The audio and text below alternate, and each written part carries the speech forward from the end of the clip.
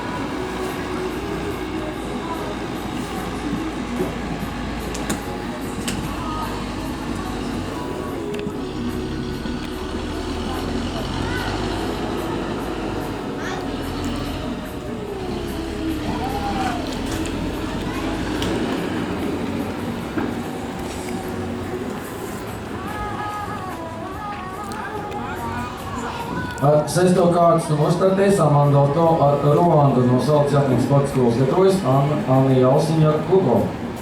Aleksandra Vajtenko maršruta abas fāzes veica bez soda punktiem, laiks otrajā fāzē 26,12 sekundes, pagaidām ir trešais labākais rezultāts.